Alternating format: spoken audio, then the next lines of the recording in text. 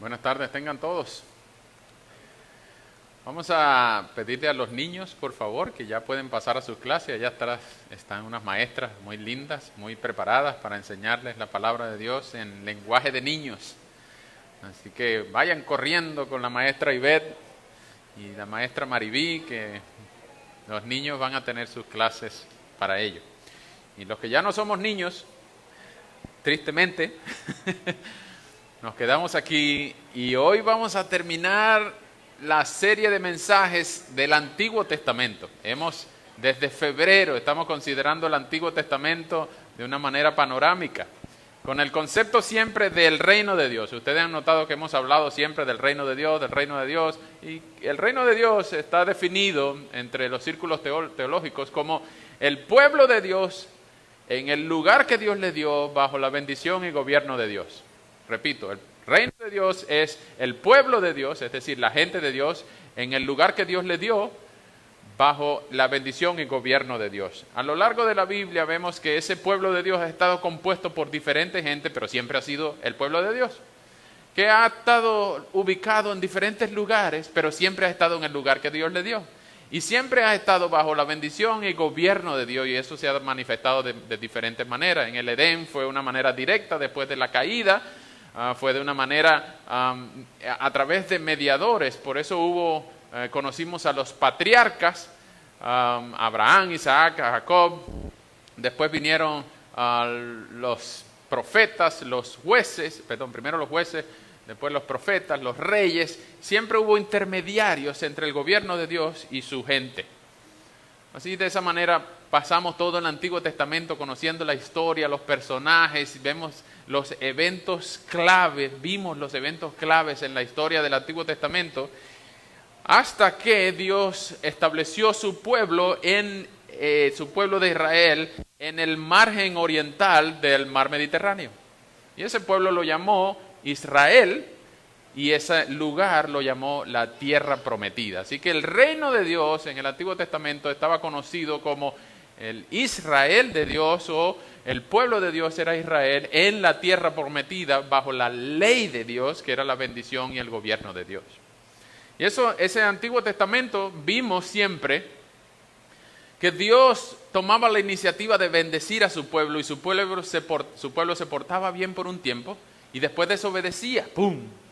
Pero Dios tenía misericordia y los castigaba. De alguna manera los castigaba, los mandaba para el exilio, les mandaba un montón de pueblos que los cautivara, o que los captivizara, o que los esclavizara. Y así vimos que en el año 722 el reino de Asiria conquistó el reino del norte. En este caso era Samaria, la capital era Samaria, pero era el reino del norte, se llamaba Israel, capital Samaria. Y el imperio asirio conquistó a la ciudad capital de Samaria.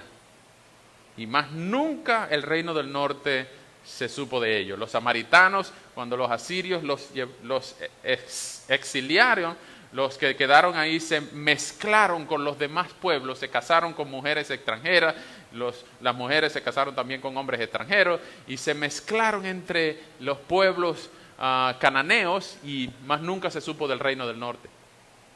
Pero Dios le prometió a uno de sus amigos, en este caso era el rey David, lo vimos en 2 Samuel 7, yo espero que ustedes se acuerden, cuando Dios le prometió a David, le hizo un pacto. Dios le prometió a David que uno de sus hijos, uno de sus descendientes, iba a estar para siempre en el trono de Israel. Y esa era una más de las profecías alusivas al Mesías que a lo largo de todo el Antiguo Testamento vimos en varias ocasiones repetido, identificado. Por ejemplo, en Génesis 3:15 vimos cuando Dios estaba maldiciendo a la mujer y a la serpiente después de haber desobedecido por haber comido el fruto prohibido. Dios le dice a la serpiente que la simiente, el descendiente de la mujer iba a aplastar la cabeza de la serpiente, pero que la simiente de la serpiente iba a morder a simiente de la mujer, lo iba a morder en el talón. El morderlo en el talón es nada comparado con aplastarle la cabeza. Pero esa era una idea que por años quedó en la mente del pueblo, que siempre iba a venir uno que iba a aplastar la cabeza de la serpiente. Luego se le promete un hijo a Abraham, un hijo que iba a conservar el linaje del pueblo. Recuerden que Abraham no tenía hijos, pero Dios le prometió una descendencia muy grande. Y Abraham, ¿cómo iba a tener descendencia si no tenía hijos? Entonces Dios le dio un hijo en la vejez de su esposa estéril Sara. Y después que estaba como a 12 años, Dios le dice, bueno, ahora quiero que lo sacrifique. Y bueno, ¿y cómo es esto? Entonces pasa en una escena muy importante en Génesis 20 y 22, donde Abraham está a punto de sacrificar a Isaac y un ángel le detiene la mano y le dice, no lo hagas, porque ya ha sido probado. Inmediatamente apareció un carnero enredado en los matorrales. Y ese fue el carnero que se sacrificó en vez de sacrificar al hijo. Y por años se quedó en la mente del pueblo de que uno de los hijos iba a ser muerto. Iba a derramar su sangre, porque ese carnero simbolizaba lo que muchos años después iba a ser la muerte de nuestro Señor Jesucristo. Y así, a lo largo de todo el Antiguo Testamento, vemos que se prometió al pueblo de Israel uno que vendría a poner en orden todas las cosas.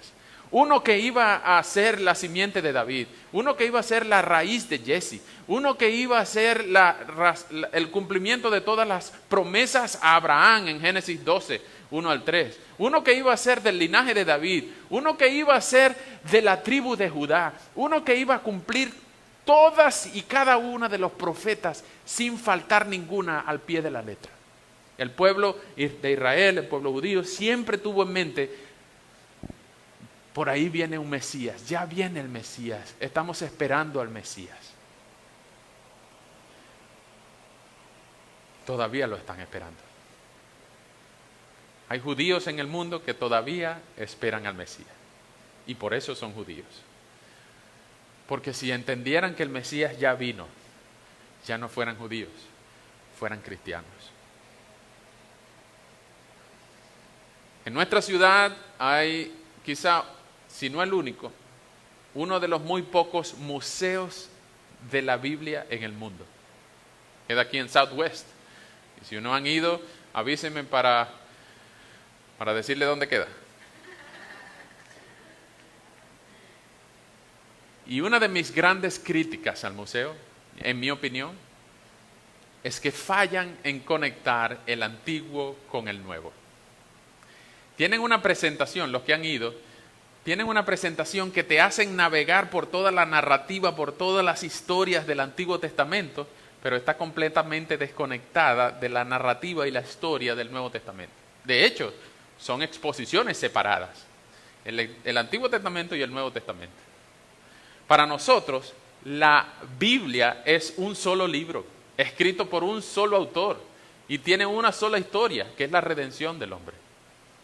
La demostración de la voluntad de Dios para la redención del hombre. Es un todo coherente. El que falla en conectar el antiguo con el nuevo no ha entendido la obra, la persona y la obra de Jesucristo. Y hoy vamos a terminar el antiguo precisamente en un punto culminante de la historia del Antiguo Testamento, en los cuales los judíos todavía quedan con la expectativa de que va a venir el Mesías. La Biblia hebrea no termina con Malaquías, la Biblia hebrea termina con Segunda de Crónicas, que fue el último libro condensado en el año 430. Y a partir del año 430 antes de Cristo, nadie habló en nombre de Dios. No hubo profetas, no hubo quien hablara en nombre de Dios. Ahí ocurrieron tiempos revoltosos. 323, Alejandro conquista todo el margen, todo el Mediterráneo. Alejandro el Grande, no Alejandro yo. Y hubo unos tiempos que se llamaron la Revolución Macabea y se empezaron a crear, hubo un emperador muy malo que se llamó Antíoco Epífanes, que muchos creyeron que se estaban dando cumplimiento a las revelaciones de Daniel. Y hubo tiempos muy revoltosos, porque se empezó a crear la cultura de la helenización universal. ¿Qué es la helenización universal? Grecia quería conquistar el mundo entero, el mundo conocido en entonces. De ahí se crearon, por ejemplo, los días de la semana. Los días de la semana son gracias a los dioses griegos. Los planetas se nombraron en función de los dioses griegos. Las palabras que nosotros hoy tenemos hoy en día, la mayoría tienen raíces griegas.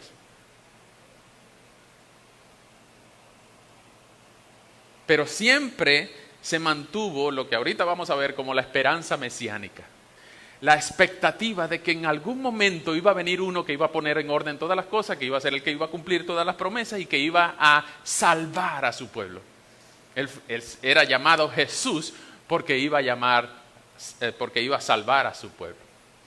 Entonces ya hemos visto toda la historia del pueblo de Israel hasta que están cautivos, están esclavizados ahora en Babilonia. Ya no era el reino del norte esclavizado por Asiria, sino que en el 586 a.C. ya no es Samaria, sino Jerusalén, que cae sitiada ante Nabucodonosor, el rey babilonio, y destruye no solamente la ciudad, las murallas, todo, el templo, lo dejan hechos cenizas y se llevan todos los utensilios de oro, todos los vasos, las vasijas, los cubiertos, todo se lo llevan a Babilonia y allá los usan para cosas paganas. Ustedes leen esas historias en el libro de Daniel y ya lo vimos la semana pasada, leen las historias en el libro de Abdías y en otros lugares ustedes ven que Babilonia, y especialmente Isaías 39, había sido predicho que Babilonia iba a capturar a muchos de los brillantes personas en Jerusalén y iban a ser llevados en cautiverio para Babilonia. De hecho, Azarías, Misael, Daniel y el otro fueron llevados para Babilonia y allá lo pusieron como jefes porque eran personas brillantes, eran personas estudiadas, eran nobles, eran príncipes. Mientras la gente de bajos recursos, los pobres, se quedaron abandonados en Jerusalén. Y ellos, por supuesto, invadieron tierras, invadieron casas y ese cautiverio duró 70 años. Acompáñenme, por favor, en Jeremías 29, ese famoso versículo que nosotros leemos, descontextualizado, por cierto, cuando leemos que Dios tiene planes de bien. Usted no ha leído, Dios tiene planes de bien y no de mal para darte el futuro que mereces. Eso es justamente en el contexto de la promesa de Dios que los israelitas, en este caso el reino de Judá, iba a ser llevado cautivo a Babilonia. Y Jeremías 29, 10 y 11 dice así: así ha dicho el Señor, cuando se cumplan los 70 años de Babilonia, yo iré a visitarlos y les cumpliré mi promesa de hacerlos volver a este lugar. Solo yo sé los planes que tengo para ustedes. Son planes para su bien y no para su mal, para que tengan un futuro lleno de esperanza.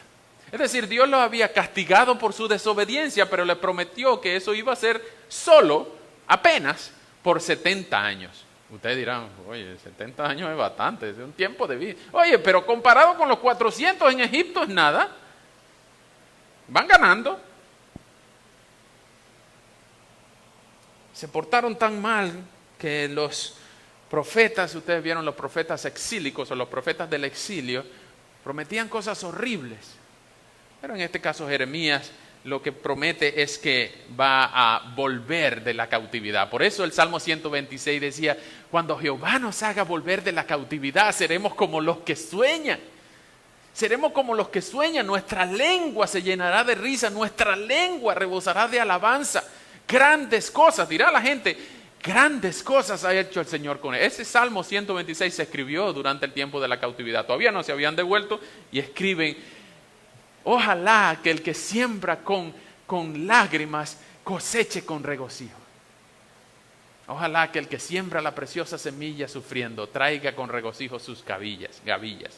Entonces vemos ese mismo pasaje de la promesa de que 70 años durará el cautiverio en Babilonia en Jeremías 29, 10 y 11, para los que están tomando notas. También en Daniel 9, 2. Y en otros lugares se promete que solamente 70 años duraría el cautiverio babilónico. Recuerden que ya el reino del norte había desaparecido, Babilonia había conquistado a Siria, y en el 586 Nabucodonosor conquista Jerusalén, destruye el templo y sitia toda la ciudad, destruye todo, hasta la muralla, todo lo destruye. Bien, después que pasaron 70 años de cautiverio babilónico, Daniel y otros, Ezequiel profetizó por allá. Ezequiel fue el que vio llegar a los babilonios, porque Ezequiel era sacerdote también y vio pasar cosas horribles en el templo. Pero pasaron esos 70 años y aproximadamente en el año 512 a.C. ocurre un decreto de Ciro.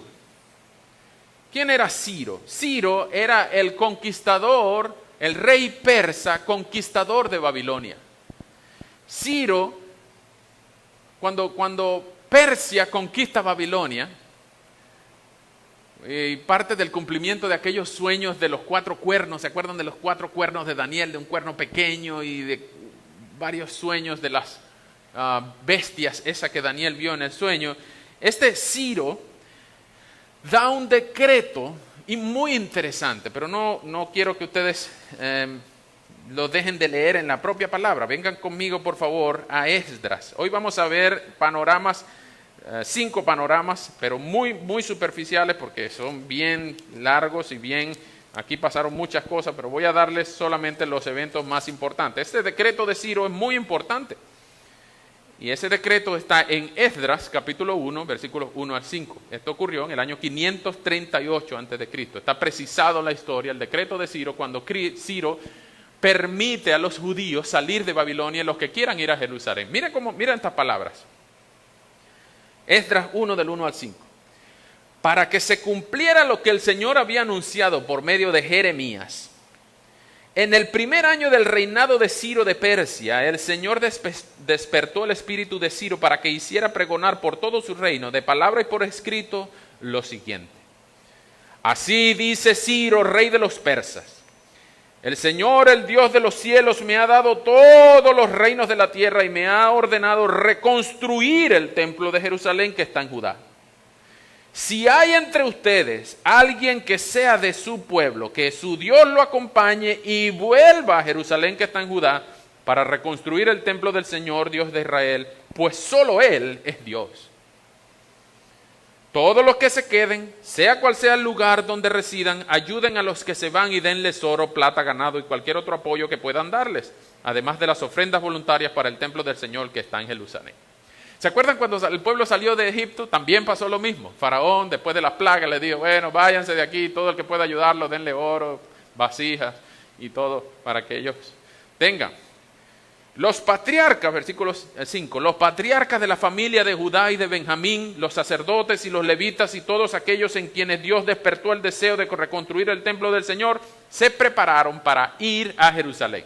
Recuerden que estaban en Babilonia y estos, miren las familias, Judá y Benjamín. Esas son las 2 tribus del norte que constituían el reino de Judá. Y ellos se prepararon para ir a reconstruir el templo. Eso pasó, el decreto de Ciro, una vez más, 518 a.C. Ahora, eso no fue solamente Ciro, que Esdras describe, sino que también Nehemías. El libro que sigue, en su capítulo 1. Nehemías, él servía, recuerden que Nehemías era el copero del rey, eso lo podemos ver en el 1, al final del 1:11, él era el copero del rey. Y Nehemías, en su capítulo 1, le llevan un reporte. Nehemías capítulo 1, voy a leer del 1 al 10.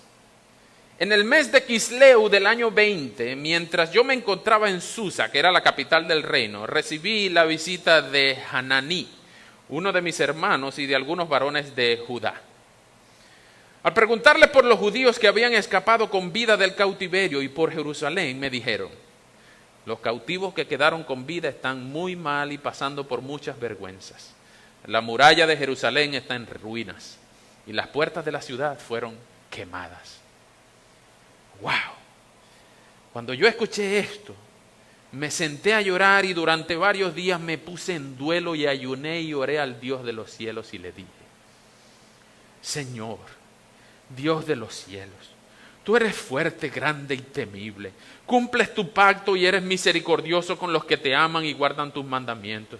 Yo te ruego que prestes atención a las súplicas que de día y de noche te hace este humilde siervo tuyo en favor de Israel. Reconozco que tu pueblo Israel ha pecado contra ti lo mismo que mis antepasados y yo. Nuestra corrupción ha llegado a los extremos, pues no hemos cumplido con los mandamientos, leyes y estatutos que le diste a tu siervo Moisés.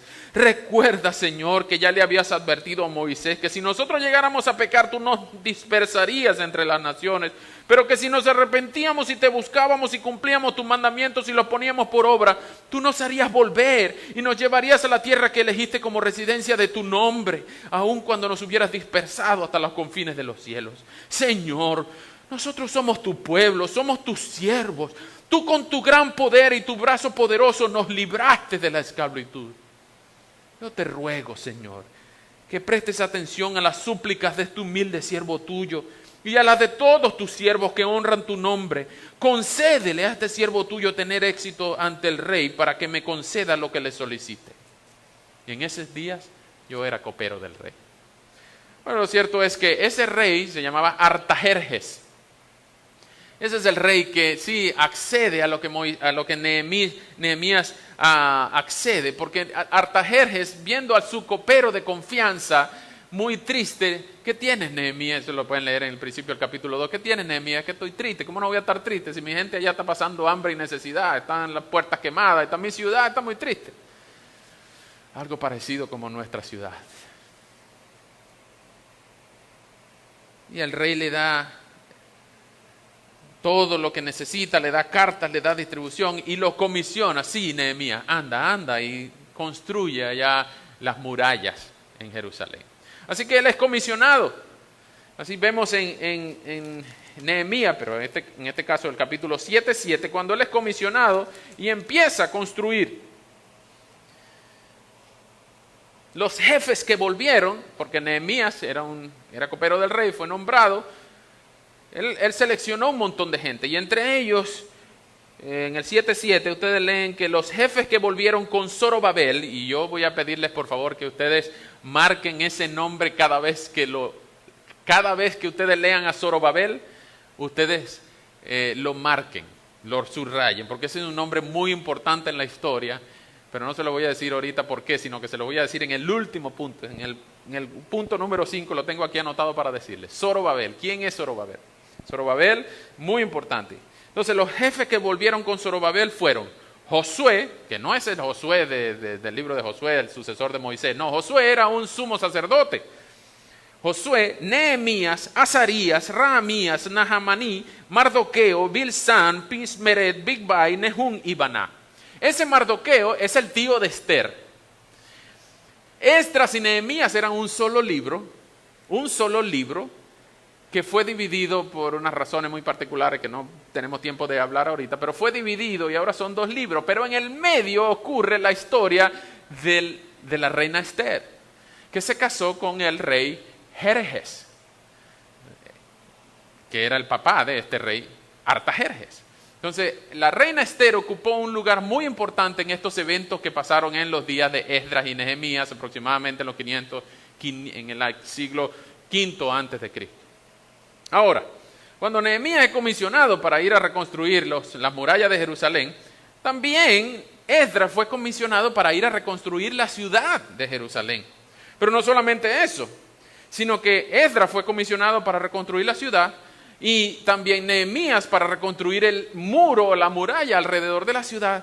Y entonces cuando llegaron allá empezaron a trabajar y reconocieron que, nosotros tenemos que reactivar los sacrificios y todo esto, pero necesitamos un templo y ese templo está destruido, ¿cómo hacemos? Bueno, cada quien cuando regresó empezaron a reconstruir y a pelear, a sacar los invasores que habían invadido las tierras, las casas y las propiedades en 70 años abandonadas. Ahora que ellos llegaron, bueno, ¿y dónde está lo mío? No, aquí hay gente viviendo, bueno, sácalo. Imagínense esas guerras que se crearon por la invasión de tierras de propiedad. Y cada quien empezó a construir su casa. Cada quien empezó a preocuparse por lo suyo. Y viene un tal profeta Ageo. Ustedes acompáñenme por favor al antepenúltimo libro del Antiguo Testamento. Viene el profeta Ageo y les empieza a decir un montón de reclamos. Y les dice a Zorobabel, que era el líder civil que Nehemías comisionó para reconstruir la ciudad mientras Nehemías se dedicaba a la muralla, y a Josué, el sumo sacerdote, para restablecer el sistema de sacrificios levíticos, las ofrendas y todo eso. Pero Ageo tiene una labor muy particular, porque Ageo es el que le reclama al pueblo cuando les dice estas palabras. Piensen bien lo que hace. Estoy leyendo en Ageo 4. Ageo 1, versículo 4. La palabra del Señor vino por medio del profeta Ageo y dijo: ¿acaso sí es tiempo de que ustedes habiten en sus casas artesonadas y que de esta casa, el templo, esté desierta? Pues así ha dicho el Señor de los ejércitos. Piensen bien lo que hacen. Ustedes siembran mucho y recogen poco, comen y no se sacian, beben y no quedan satisfechos, se visten y no entran en calor, y los que trabajan por un jornal los reciben en un saco roto. Y así ha dicho el Señor de los ejércitos: piensen bien lo que hacen. Vayan al monte y traigan madera y reconstruyan mi casa. Yo pondré en ella mi beneplácito y seré glorificado. Yo, el Señor, lo he dicho. Ustedes buscan mucho, pero encuentran poco. Lo que ustedes guardan en su casa, yo de un soplo lo disipo. ¿Y por qué? Porque mi casa está desierta, mientras cada uno de ustedes corre a su propia casa. Es decir, Dios quería que fuera Jerusalén reconstruida por completo. El profeta Ezequiel y el profeta, ya vamos a ver, Malaquías, hablan de la gloria futura, de la reconstrucción no solamente de Jerusalén, sino de su muralla y su templo. Recuerden que en los días de Salomón, en el año 969, cuando se edificó aquel templo bellísimo, se estableció en el pueblo y en la mente, en la psique del pueblo, que la sanidad estructural del pueblo era equivalente a la santidad del pueblo. Como estuviera el templo, estaba el pueblo. Y este templo estaba destruido. Así estaba el pueblo, destruido. Entonces, cuando Dios le permite a Nehemías que vaya a construir la muralla y le permite a Esdras que vayan a reconstruir la ciudad, y Nehemías asigna a Zorobabel para que reedifiquen todo, el último que habla es Ageo, para decirle: hey, no se olviden del templo. Y hay muchos detalles en el libro de Ageo que no nos da chance explicar, pero voy a dejar el detalle más importante para el final. Entonces reconstruyen el altar, reconstruyen las murallas. En Nehemías 6:15 vemos cuánto tiempo incluso y cuándo terminaron las murallas. Nehemías 6:15 dice que las murallas duraron en reedificarlas un tiempo muy corto, relativamente corto. 6:15 de Nehemías, de Esdras. Bueno, es exactamente lo mismo. Nehemías 6:15 y Esdras 6:15. Es sorprendentemente simétrico estos dos libros, porque eran el mismo libro. Ya ustedes van a ver. Noten esto. En el 6:15 de Nehemías dice así: a pesar de todo, la muralla, esa es la muralla exterior de Jerusalén, la muralla quedó terminada el día 25 del mes de Elul. Tardamos 52 días. ¡Wow! Rápido, ¿no? Pero vean, no solamente la muralla, sino que Esdras, igualmente, 6:15, dice que la reconstrucción del templo, ya no de la muralla, sino del templo, concluyó el tercer día del mes de Adar del 6º año de Darío. Ese día los israelitas, los sacerdotes y los levitas y todos los que habían vuelto del cautiverio celebraron con gran alegría la dedicación del templo de Dios. Otra vez tenían un templo, y como tuviera el templo, estaba el pueblo. El templo estaba bonito, el pueblo estaba contento. El templo estaba destruido, el pueblo estaba cabizbajo. Así que recuperaron el altar, los sacrificios, el templo, las murallas, y el pueblo seguía igual en una condición Porque recuerden que después de 70 años ellos habían olvidado casi todo en el cautiverio. Entonces viene Esdras. Esdras es el gran teólogo del Antiguo Testamento, el que sabe más. De hecho, a él se le atribuye la compilación de los libros de la Tanakh. La Tanakh, para los hebreos, la Tanakh es la suma de las 3 partes del Antiguo Testamento. Lo que para nosotros hoy es Antiguo Testamento, para ellos es la Biblia hebrea. Y ellos lo llaman Tanakh, que son las iniciales TNK de Torah, Neviim y Ketuvim. Eso es la ley, los escritos y los profetas. La Tanakh se le atribuye a Esdras y la composición de muchos salmos. Se dice que Esdras escribió el Salmo 1. Y Esdras es el gran erudito del Antiguo Testamento. No en vano, él se dedicó en el famoso capítulo 7 de su libro, dice que Esdras se entregó de corazón al 7:10, se entregó de corazón al estudio de la ley del Señor y a cumplirla y a enseñarla a los israelitas con todas sus normas y enseñanzas. Entonces Esdras fue el que tomó la ley y en el capítulo 8 él empieza a reformar y a enseñar la ley días y días y días enteros. Y enseñó tantas reformas, tantas cosas, que se dieron cuenta de que estaba pasando algo muy malo, muy malo. Yo quiero que ustedes me acompañen, por favor, en el Esdras capítulo 9, que es un paralelo de Nehemías 9. 6:15 es igual que Nehemías, Esdras, y Esdras 9 también es un paralelo de Nehemías 9. Se dieron cuenta de que al volver, el pueblo no estaba arrepentido, sino que seguían haciendo cosas malas. Y voy a leer Esdras capítulo 9 casi entero, pero yo quiero que ustedes noten el desespero de este hombre de Dios que se da cuenta que el pueblo no aprendió la lección en el cautiverio, sino que ahora pasa esto. El pueblo estaba en una condición espiritual terrible. Miren esto, Esdras capítulo 9. Y esto es después de la reconstrucción del templo, después que Nehemías había terminado la muralla y después que Zorobabel había avanzado bastante en la reconstrucción de la ciudad. Después de todo esto, Esdras 9:1, después de todo esto, los jefes vinieron a verme y me dijeron: ni el pueblo de Israel, ni los sacerdotes, ni los levitas se diferencian en nada de los cananeos, hititas, fereceos, jebuseos, amonitas, moabitas, egipcios y amorreos, pues incurren en los mismos actos repugnantes. Es decir, era un mundano. No se diferenciaban con la gente mala de alrededor. Ellos no habían leído que en Santiago dice que el que se hace amigo del mundo se constituye enemigo de... Bueno, claro, Santiago no había sido escrito todavía, pero Dios les había dicho: si ustedes se portan bien, yo los voy a bendecir. No se mezclen entre las naciones extranjeras, no hagan lo que ellos hacen, eso es una abominación. Dios les había dicho desde Moisés: no se contaminen con los demás pueblos. Pero el pueblo terco de Israel seguía haciendo lo que Dios les decía que no hiciera. Alguien una vez dijo que la diferencia de un camión de gente cargada, un camión cargado con gente del Antiguo Testamento y un camión cargado de gente de hoy en día, la única diferencia es la placa. Porque es la misma condición de la gente.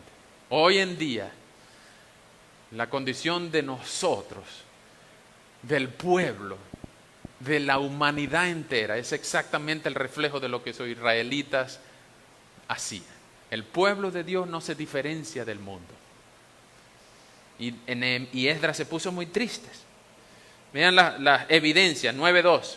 Tanto ellos, es decir, los israelitas, tanto ellos como sus hijos han tomado mujeres de esos pueblos, y el linaje sagrado del pueblo de Dios se ha mezclado con los pueblos de esta tierra. Pero lo peor es que los primeros en cometer este pecado han sido los gobernadores y los jefes importantes. Y al oír esto, yo me rasgué la ropa y el manto, me arranqué el cabello y la barba, y muy angustiado me senté en el suelo.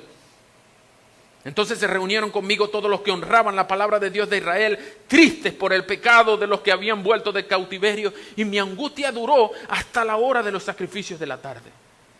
A esa hora me levanté afligido, con mi ropa y mis mantos rasgados, arrodillado, levanté las manos al Señor mi Dios y le dije: Dios mío, estoy muy confundido y avergonzado. Me siento incapaz de levantar mi rostro hacia ti porque nuestra maldad ha aumentado, nos ha rebasado hasta el cielo. Desde los días de nuestros antepasados y hasta hoy hemos vivido en la maldad. Por eso nosotros y nuestros reyes y sacerdotes hemos sido entregados en manos de los reyes de otras naciones.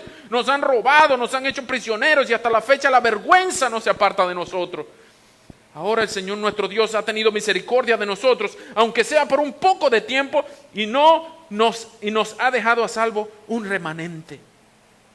Nos ha dado un lugar seguro en su santuario para que veamos las cosas con claridad y podamos vivir un poco más, aunque sea en nuestra condición de esclavos.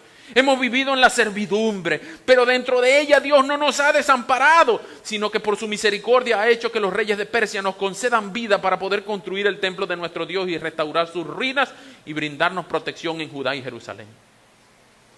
Pero ¿qué te podemos decir ahora, Dios nuestro? Hemos abandonado tus mandamientos, los cuales nos diste por medio de tus siervos los profetas, cuando dijiste: la tierra de la cual van a tomar posesión está llena de corrupción, porque ahí habitan pueblos que han esparcido por toda la tierra sus prácticas repugnantes. Pero ustedes no dejarán que sus hijas se casen con los hijos de ellos, ni tampoco dejarán que los hijos de ustedes se casen con las hijas de ellos, ni procurarán que ellos vivan en paz y prosperen. Así ustedes serán fuertes y disfrutarán de las bondades de la tierra y podrán dejársela a sus hijos como herencia. A pesar de que hemos sufrido mucho por nuestras malas acciones, tú, Dios nuestro, no nos has castigado como merecen nuestras maldades. En cambio, a unos pocos de nosotros nos has dejado con vida. ¿Cómo, Señor? ¿Cómo podríamos volver a desobedecer tus mandamientos y emparentarnos con los pueblos que practican estas cosas que te repugnan? Ciertamente tú te indignarías contra nosotros hasta consumirnos, y no quedaría uno de nosotros con vida. Señor, Dios de Israel, tú eres justo, pues hasta este día unos pocos de nosotros hemos quedado con vida. Estamos aquí en tu presencia, reconociendo nuestros pecados, aun cuando nadie podría permanecer en tu presencia sin ser castigado. ¡Wow! Esta es la oración de un sacerdote llamado Esdras, que reconoce el pecado del pueblo. Mientras Esdras estaba en el templo de Dios, 10:1, de rodillas y orando, llorando y confesando sus pecados, una gran multitud de israelitas se le unió. Eran hombres, mujeres, niños que lloraban amargamente.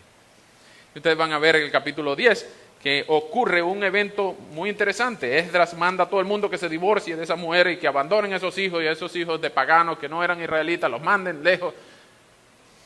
Pero Dios está en contra del divorcio. Dios no mandó a Esdras a hacer eso. Y no solamente eso, sino que en Nehemías 9 también vemos lo mismo. Nehemías les dice a los que habían hecho eso: ¿por qué ustedes hicieron eso? En 13:26. ¿Acaso no fue ese el pecado de Salomón, rey de Israel? Aunque Salomón fue amado por Dios, Dios lo puso como rey de los israelitas, y en muchos países no hubo un rey que se le pudiera comparar. Y aún Salomón pecó por culpa de las mujeres extranjeras. ¿Creen que nosotros vamos a permitir que ustedes sigan cometiendo este gran pecado contra nuestro Dios, de que sigan casándose con mujeres extranjeras? El pecado de Salomón lo habían repetido todo el pueblo. Muchos habían repetido eso. Entonces el pueblo, vemos que había sido reconstruido en su arquitectura, en su estructura civil, pero espiritualmente todavía estaban en la misma condición antes del cautiverio. Estaban lejos de Dios. Decían ser el pueblo de Dios, y de boca algunos lo alababan, pero su corazón estaba lejos de él. Lo mismo que Isaías había profetizado. Más aún, habían algunos que estaban bravos con Dios y se atrevían a confrontar a Dios, a ponerle los puños a Dios. Vengan conmigo a Malaquías. Vengan conmigo al último libro y vean, este es el último libro escrito, y bien puesto de último, porque fue el último de los profetas que escribió, pero no fue el último libro que se escribió. Crónicas fue escrito después de Malaquías. Recuerden que la Biblia hebrea termina con Crónicas. La expectativa mesiánica queda con Crónicas. Los profetas están agrupados en otro sector. Pero para nosotros Malaquías es el último antes de Mateo. Antes de la hojita esa que separa el Antiguo del Nuevo, esa hojita blanca que dice Nuevo Testamento, ahí termina Malaquías. Y Malaquías es un libro que refleja la confrontación no de Dios contra el pueblo, porque en eso lo vemos cada vez que el pueblo peca, en todo el Antiguo Testamento. Dios se pone bravo cuando el pueblo se desvía. Pero ahora el pueblo está ensoberbecido y conflictuado contra Dios y confronta a Dios y le pone los puños a Dios. Vean lo atrevidos que son esta gente. Mira, en el 1:2, Malaquías 1:2, el Señor ha dicho, yo los amo. Pero ustedes objetan y dicen, ¿cómo puedes decir que nos amas? Miren en el 1:6. El hijo honra a su padre y el siervo respeta a su señor. Pues si yo soy padre, ¿dónde está mi honra?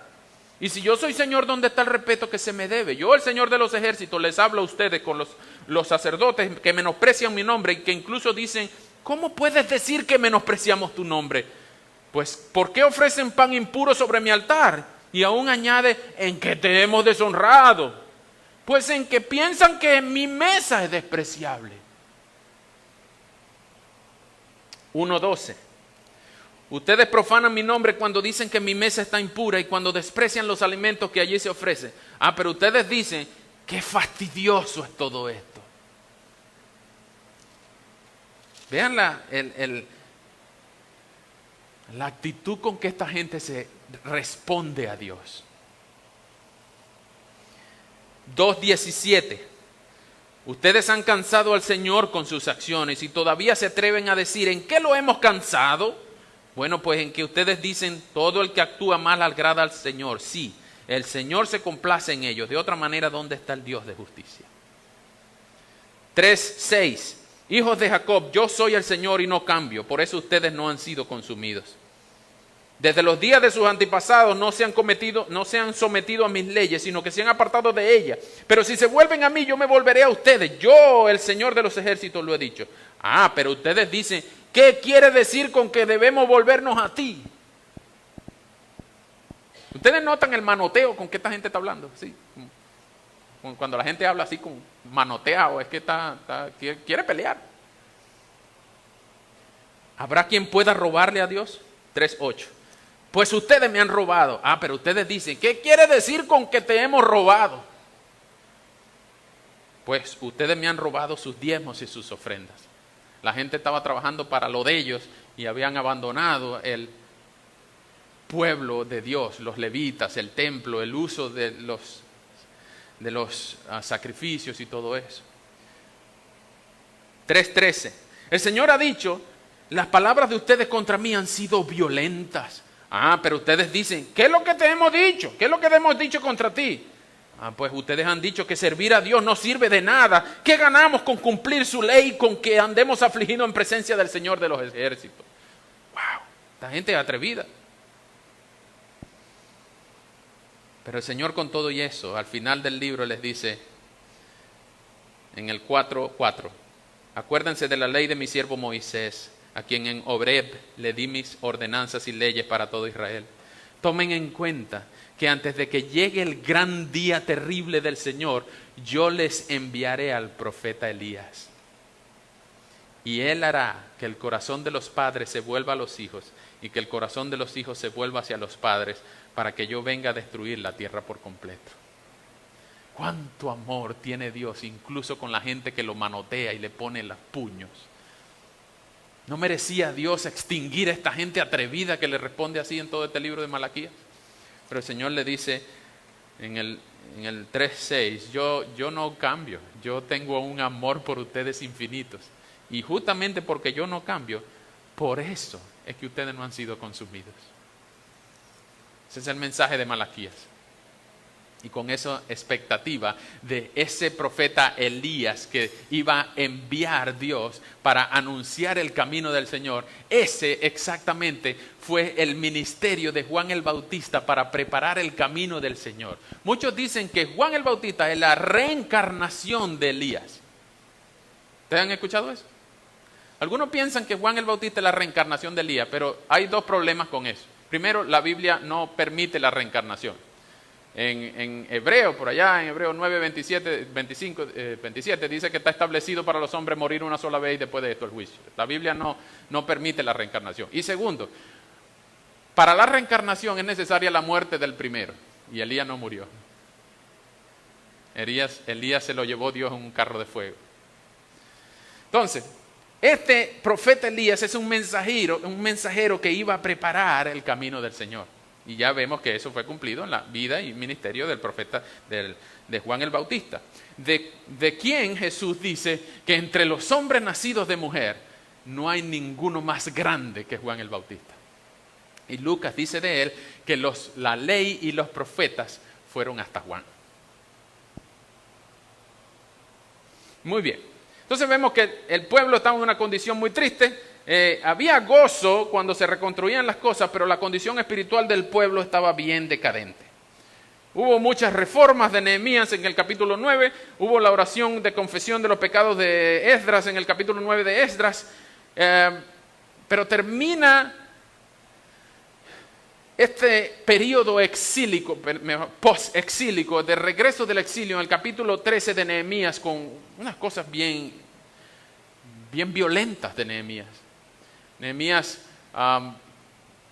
arranca los cabellos de la gente desobediente y dice un montón de cosas, un montón de barbaridades. Nehemías regaña a un montón de gente.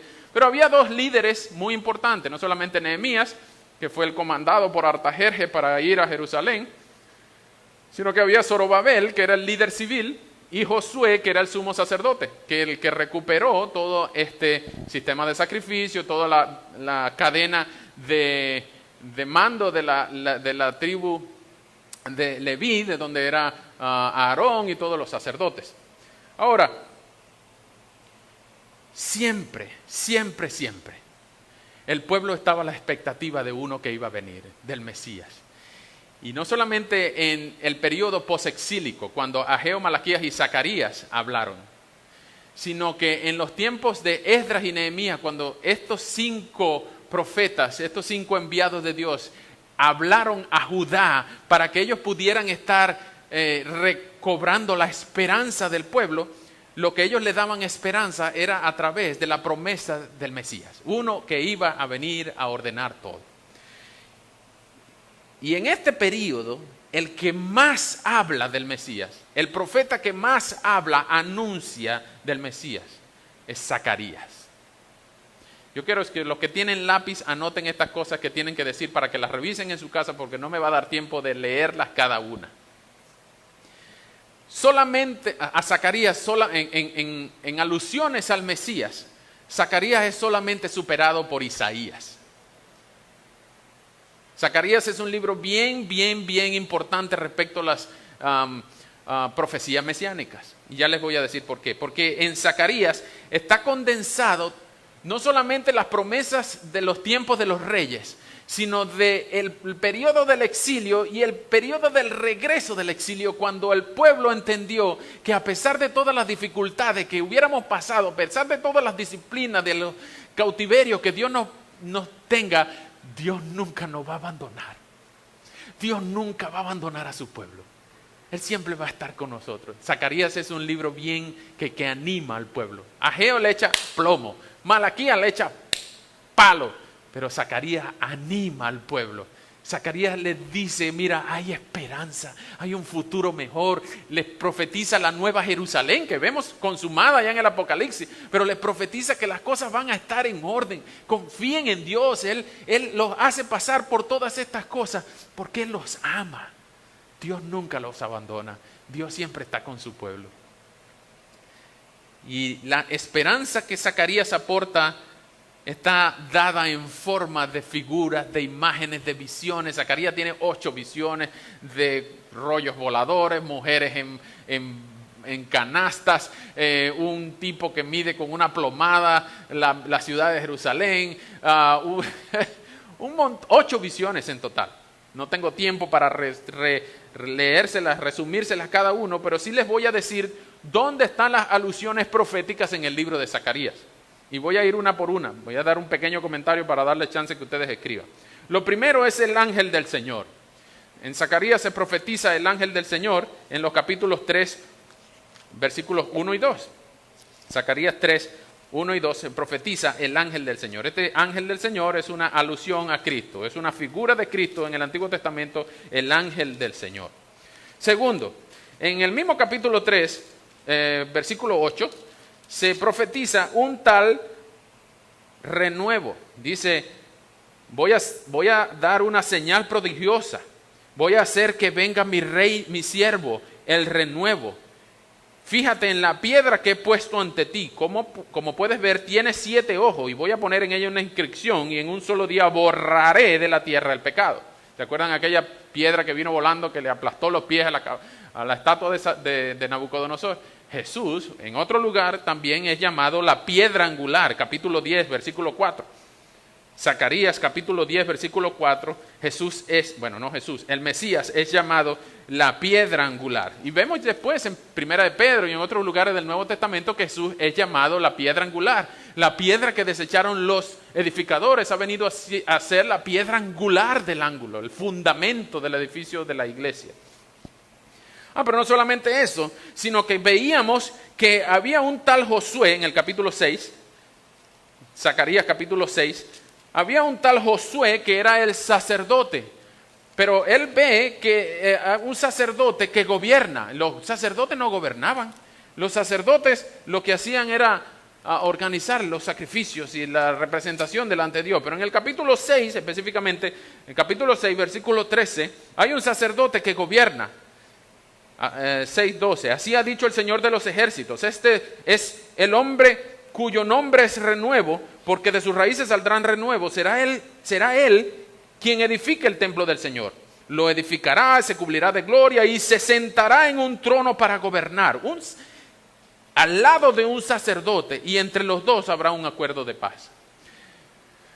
Ustedes ven que el líder civil era Zorobabel y Josué era el sacerdote, y entre ellos gobernaban el pueblo. Pero uno fungía de sacerdote y uno fungía de rey o de gobernante. Pero en el Nuevo Testamento vemos que Jesús es profeta, sacerdote y rey. Esos son los 3 oficios mesiánicos. Jesús es profeta, sacerdote y rey. Aquí cada uno hacía un oficio en el Antiguo Testamento, pero en el Nuevo Testamento Jesús cumple 3 oficios en una sola persona. El único que ha podido hacer eso en toda la historia es Jesús, el único que es sacerdote, profeta y rey. Entonces, el renuevo en Zacarías 3, 8 y 6, 12 al 13, el sacerdote rey en Zacarías 6, 13, la piedra angular en el 10, 4, y también hay una figura muy importante en el capítulo 11, versículo 4 al 13, una figura muy importante porque le dice... Bueno, no lo voy a poder leer todo, pero Dios está criticando a los pastores inútiles, los pastores que dispersan al rebaño, los pastores que usan para provecho la religión y mandan a sacrificar a las ovejas imperfectas, las que son ciegas, las que tienen el cuerno doblado, las que tienen la pata torcida. Y Dios les dice, bueno, ¿y por qué no se lo ofrecen al príncipe? ¿Por qué me lo tienen que dar a mí? Yo merezco lo mejor. Y esos pastores, Dios les dice que son pastores inútiles. Pero le van a hacer algo a uno de esos pastores y van a mandar a un pastor, y dice así en el 11:13, si les parece bien, denme mi salario, de lo contrario déjenlo así. Pero el pago que me dieron fue de 30 monedas de plata.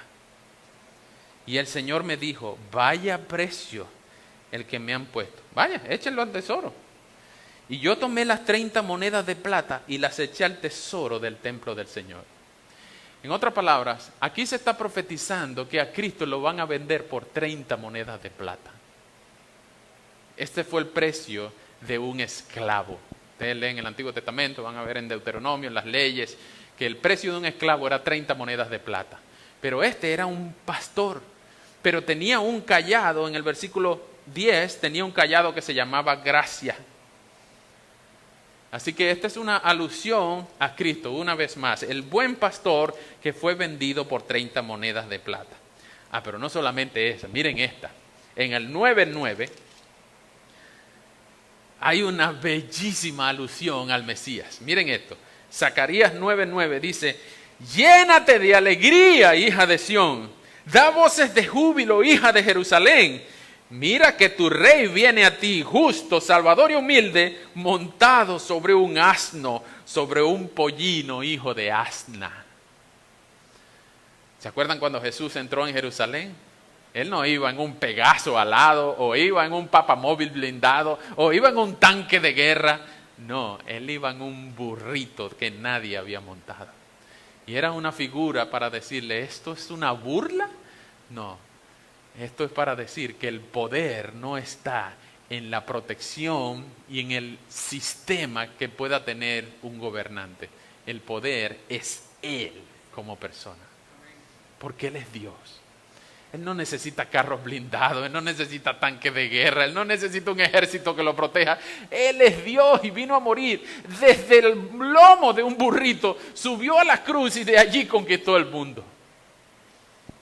Zacarías sigue y da más alusiones al Cristo, pero no solamente el rey que venía montado sobre un asno, sino que en el 12:10 dice que llorarán por el que traspasaron. Hay una profecía de uno que es traspasado, uno que es crucificado, uno que es inmolado por los pecados del pueblo, y esa es una alusión al Mesías que iba a venir.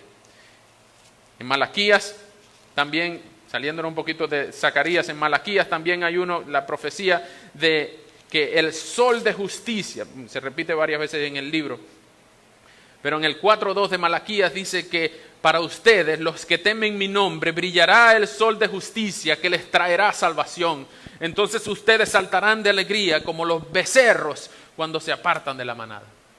Entonces cuando el pueblo regresó de su esclavitud, ellos estaban tristes, cabizbajos, y construían sus casas, sacaban los invasores, y cuando lo que recibían eran profecías de que, muchachos, cobren ánimo, cobren fuerza, algún día el Mesías va a venir, el Mesías va a venir, el Mesías va a venir, el Mesías que todavía los judíos están esperando, que no logran conectar en el Museo de la Biblia el antiguo con el nuevo, ya nosotros lo conocemos. Es Jesús, el hijo de José y María. A partir de la semana que viene vamos a empezar a ver la vida de Jesús. Vamos a ver Jesús, el hijo de María, el hijo de Abraham, el hijo de David. Vamos a conocer más a Jesús en los próximos domingos. Ese es el Mesías que prometido desde el Edén, poco a poco se vino revelando progresivamente. Y llegó un día en Lucas 2 donde el ángel Gabriel le dijo a María: bienaventurada eres mujer, porque hoy vas a concebir el Hijo de Dios en tu vientre. Y el Hijo de Dios nació como un bebecito frágil, como uno de nosotros, creció, vivió una vida perfecta y murió una muerte que no le tocaba, una muerte horrible, para que a través del derramamiento de su sangre nosotros podemos poner la fe en Él como sustituto y decirle: Señor, sálvame, porque yo soy un pecador y tú no. Y Él murió. No solamente murió, sino que resucitó en gloria, con poder. Así como entró en un burrito insignificante y hasta la gente se burlaba de Él. Y los discípulos le decían: oye, Señor, pero esta gente está haciendo mucha bulla, mándalos a callar. Y Él decía: no digan nada, porque si esta gente se calla, la piedra van a empezar a hablar. Y el poder de Dios se manifestó en la resurrección, porque el poder no estaba en el burrito, sino en el que estaba montado en el burrito. Él mismo salió de la tumba diciendo: ni la tumba pudo retenerme, yo soy dueño de la vida, yo soy dueño de todo lo que existe, yo pongo mi vida, yo la vuelvo a tomar, yo soy quien puede quitar el poder de la muerte de ustedes, solamente tengan fe en mí, confíen en mí. Las mismas promesas que fueron dadas al pueblo de Israel es la misma esperanza que nosotros tenemos hoy en día, porque ellos lo esperaban por primera vez, nosotros lo estamos esperando por segunda vez. ¿Tú lo estás esperando? Vean esto. ¿Se acuerdan que les dije que le iba a reservar lo mejor para lo último? En 2 de Samuel 7, Dios le prometió a David que siempre iba a haber uno que iba a conservar el trono para siempre. Ese es Jesús, el Mesías, ya se los expliqué. Ahora, es muy importante que nosotros entendamos que Dios permitió la división del reino en el norte y el sur para preservar el linaje de David, en 2 de Samuel 7, preservar el linaje de David a través de la línea de Judá en el sur. Benjamín, la línea de Benjamín, la tribu de Benjamín, la tribu de Judá, el reino del norte, se quedaron en Jerusalén y siempre habría uno de los descendientes de David en el trono de Judá. Esa fue la promesa de Dios. Siempre, uno de tus hijos siempre va a estar en el trono. Sabemos que Jesús es el hijo de David y él es el único que puede ocupar para siempre el trono. ¿Ok? Muy bien. Pero cuando termina el Antiguo Testamento, termina con Malaquías. Y pasaron 400 años en el que nadie habló de parte de Dios. La historia lo refleja. No se escribieron libros sagrados. Nadie acepta libros escritos entre Malaquías y Mateo. Los libros apócrifos fueron escritos en ese periodo. La revolución macabea fue escrita en ese periodo. El inicio de la sinagoga fue hecha en ese periodo. La conquista de Grecia de Alejandro Magno a Israel fue hecha en ese periodo. 400 años en el que nadie habló de parte de Dios. Imaginen lo triste que estaba el pueblo. Cuando vienen los ángeles y le anuncian a los pastores, les dice, hoy les traigo noticias de gran gozo. ¿Por qué? Porque ustedes tienen 400 años tristes y hoy les tengo noticias de gran gozo. Hoy ha nacido en la ciudad de David un Salvador, que es Cristo el Señor. Imagínense esa noticia de gran gozo después de 400 años de silencio. Eso es lo que el periodo de la Biblia se llama como el silencio intertestamentario. Nadie habló entre Malaquías y Mateo. Ahora, es muy importante que nosotros entendamos algo. Mateo es el primer libro del Nuevo Testamento, porque Mateo empieza con la genealogía de Jesús. Y ustedes se preguntarán, ¿por qué es importante conservar la genealogía? Bueno, precisamente porque tenemos que estar seguros que esa genealogía de Jesús llega directamente a David. Porque Dios le prometió a David que siempre iba a haber uno en el trono. ¿Se acuerdan de 2 de Samuel 7? Pues Dios le prometió a David que siempre iba a haber uno en el trono. Ahora, en el periodo que se perdió la ley, que se perdieron los sacrificios, que se perdieron la gente, que se mezclaron los samaritanos con los pueblos paganos, que el pueblo regresó a Jerusalén, ¿cómo se preservó el linaje de David en esos tiempos? ¿Quién era el representante de la tribu de Judá para que Jesús pudiera venir del linaje de David? ¿Quién era el que preservó la sangre de David, el apellido de David? ¿Quién? ¿Esdras? ¿Nehemías? ¿Quién? Vengan conmigo a Mateo 1, 12 y 13. Mateo 1, 12 y 13.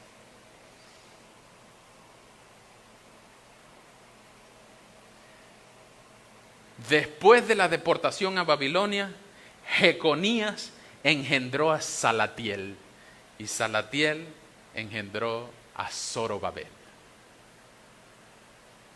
Y Zorobabel engendró a Abiud a Eliaquín, Eliaquín a Azor.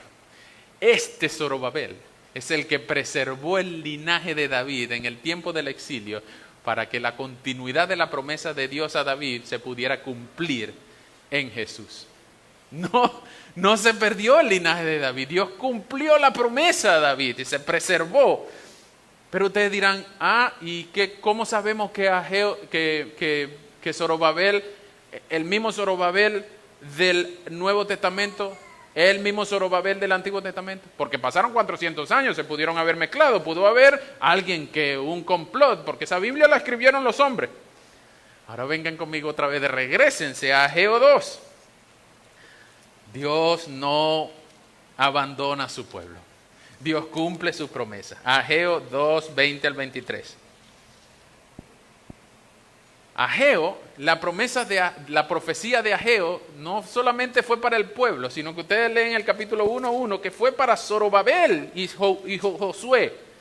Pero en el Ageo 2, 20 al 23 dice así: el día 24 del mismo mes, la palabra del Señor vino a Ageo por segunda vez y dijo: habla con Zorobabel, que es el gobernador de Judá, y dile: Yo voy a hacer que tiemblen los cielos y la tierra.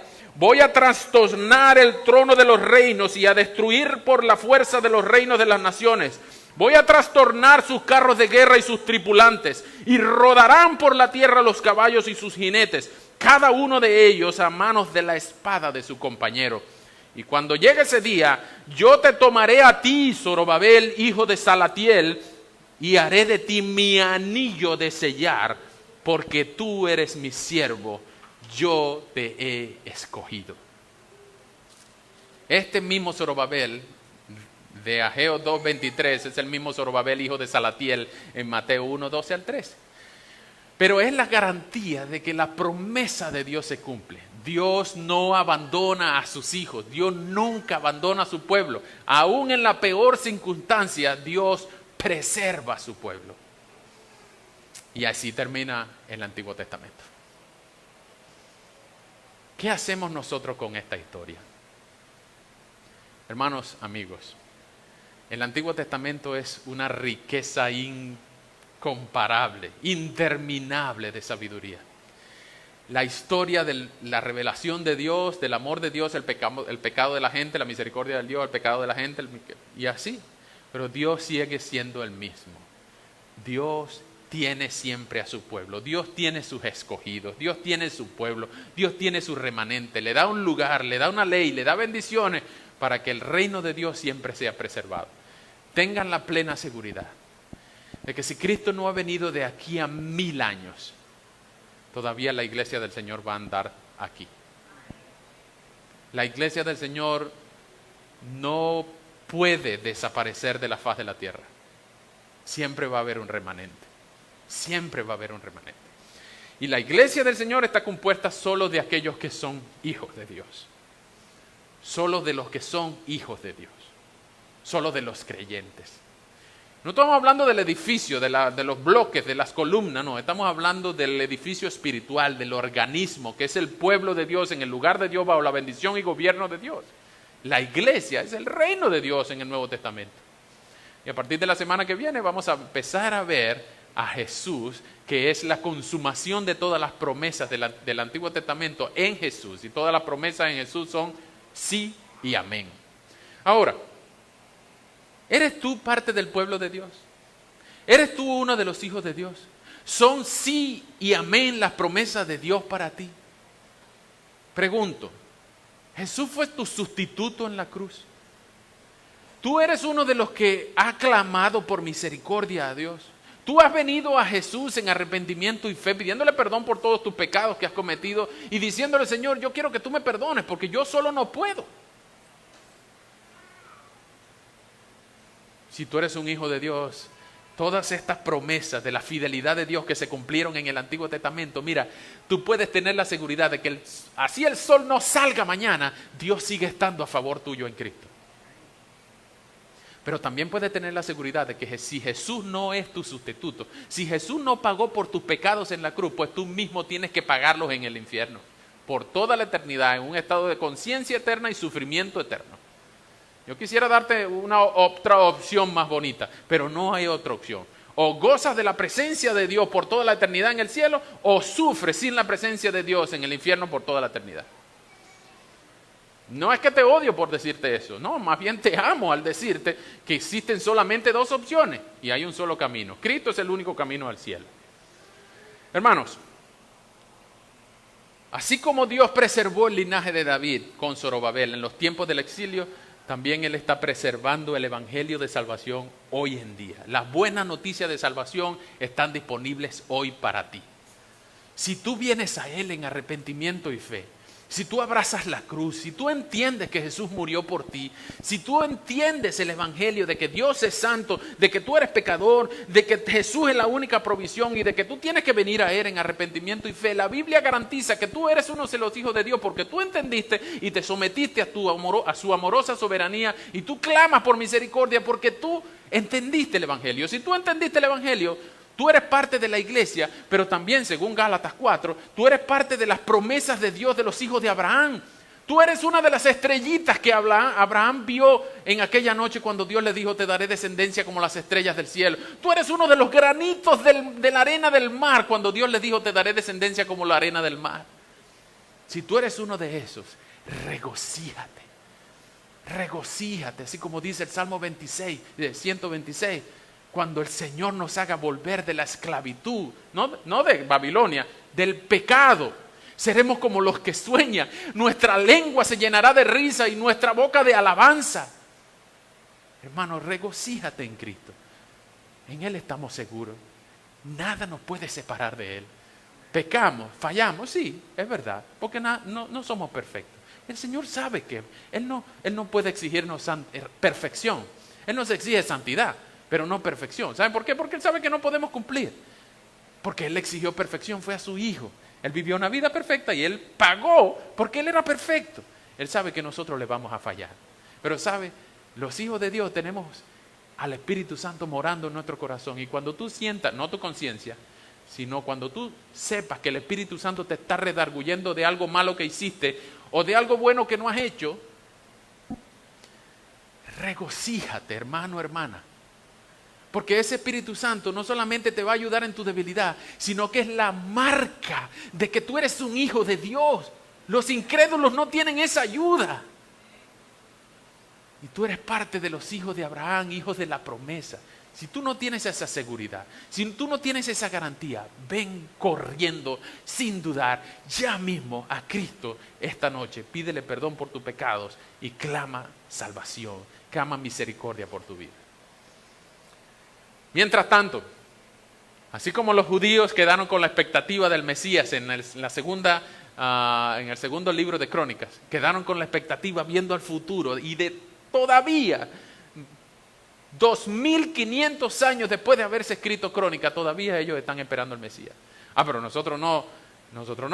Nosotros conocimos al Mesías. Él vivió, se encarnó, murió, habitó entre nosotros y vimos su gloria. Vimos con su gloria como la del unigénito del Padre, lleno de gracia y de verdad. Él dio su vida por nosotros. Nosotros lo conocimos por el testimonio de los primeros apóstoles. Ellos quedaron con la expectativa de verlo por primera vez, pero nosotros de esperarlo por segunda vez. Es la expectativa que tenemos todos los días. ¿Será hoy que viene el Señor? ¿Será hoy que viene el Señor? Vamos a orar. Vamos a orar. Señor, será hoy el día que tú vengas. Será este mes el mes en que tú vengas. Será este año el día que tú vengas. El año que tú vengas. Ayúdanos, Señor, a vivir con la expectativa de verte otra vez, de reconocer que solo en ti tenemos palabras de vida eterna, de saber que todas las promesas del Antiguo Testamento son sí y amén en Cristo. Señor,